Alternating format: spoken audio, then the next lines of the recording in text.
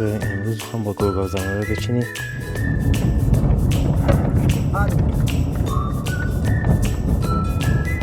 امروز اومدم بیرون با کلاه و گرم‌کنه ورزشی چون سرد اینجا. اومدم بیرون یه پیاده روی کنم.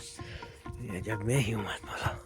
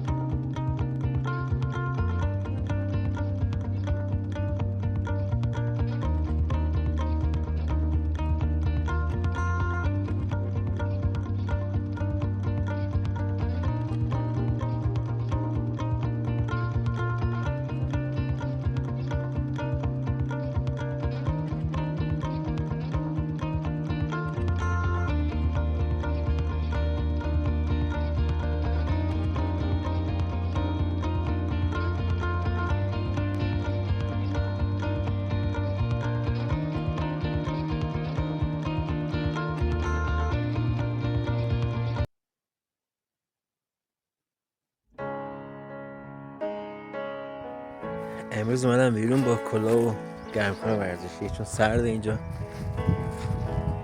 بادی هم که میزنه باعث خیلی خنکه. سرما نخوریم. لباس گرم پوشیدم.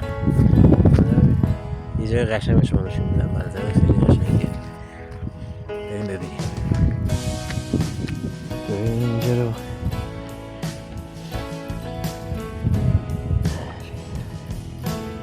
بالای تپه بالای این کوه بزرگ.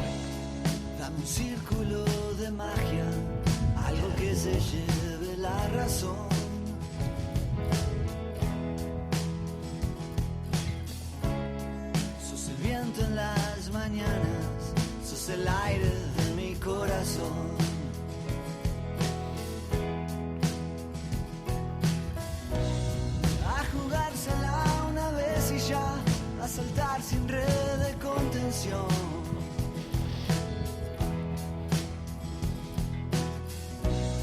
Lo que venga, que se venga ya y que sea más que vos y yo.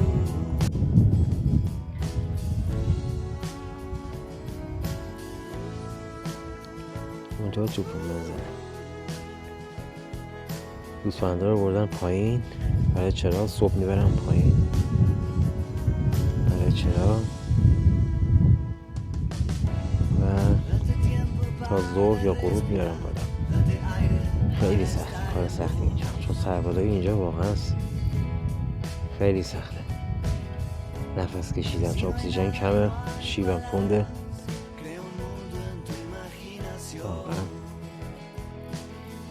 کار بزرگی میکنن چوپالا اینجا.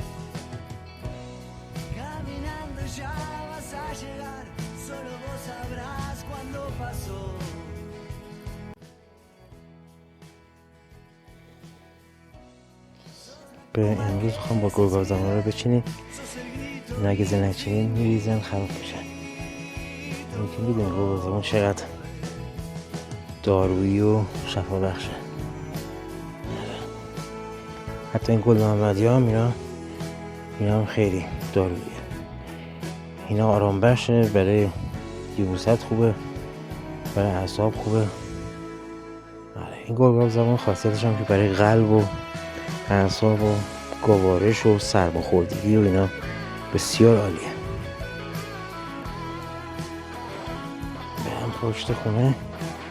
اونجا گرگ‌آذما بیشتر هست. اینجا هم داریم. گرگ‌آذما به خاطر گرگ‌آذما خودش خودرو در میاد، یعنی خودش دقیقا نمیکنیم، خود به خود گلش که در اومد تخماشو پخش میکنه و اون زمان خودش جای دیگه هم میگیره، پخش میشه و به وجود میاد. نه بیچه هاشون این پشتم هست، این پایین هم هست. اینا گردیه اسرائیلی کوتاه‌قد و پیس میگه. این تا اینجا خیلی سرده، گردی زیاد مصاد نمیداره. این گرگازمون همه جا هست، اینجا هم در باله.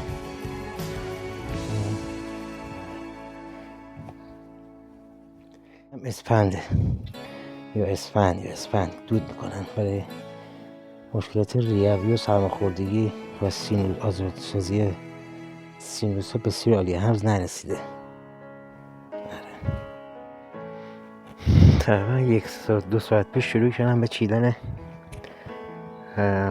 گلگاب زبون. خیلی سخته، همش باید بچینی یا کمرت خم باشه بچینی. یعنی به این صورت چیده میشه.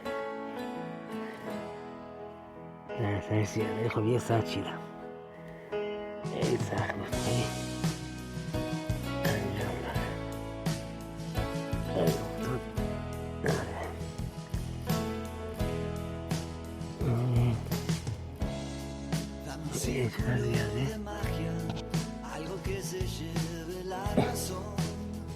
این نمیدار کناره هاش تیغ ریزی داره، بینی؟ تیغای ریز داره، دست میگیره ولی خب زیاد اذیت نمیکنه.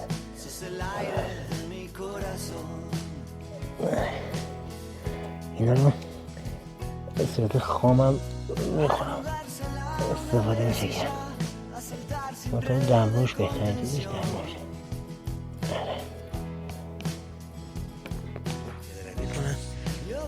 مهی اومد بالا، خوب افتادی بود، همون مهی شده.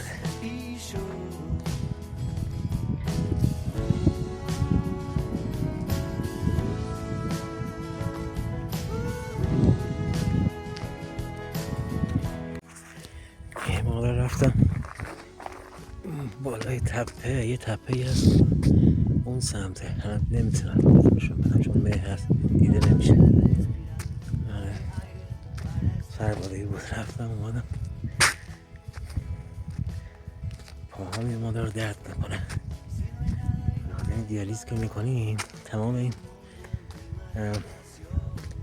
ویتامین ها و پروتئین ها همه چی به هم میرسه، آنزیم ها دیگه مثل قبل نیست. ورزش میرفتم این کوه بالا میرفتم میدویدم دیگه درد نداشتم، الان درد دارم. الان انشالله یه مادر استراحت بکنم بهتر بشم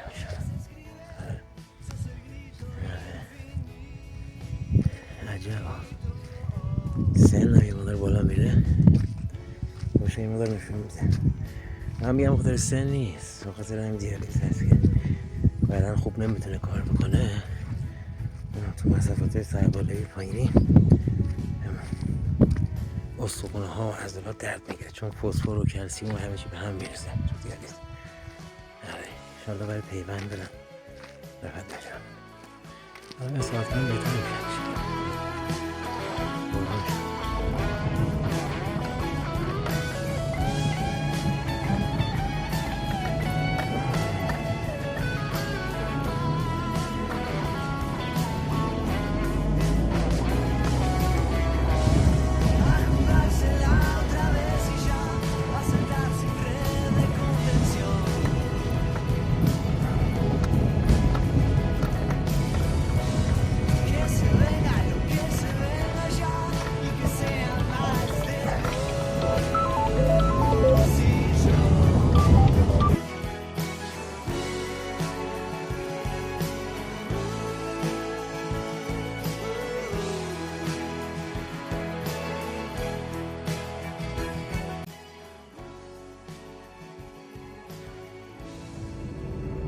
دیگه تو روز یه لاب بودیم، الان میرم سمت پایین همون اشلاخ.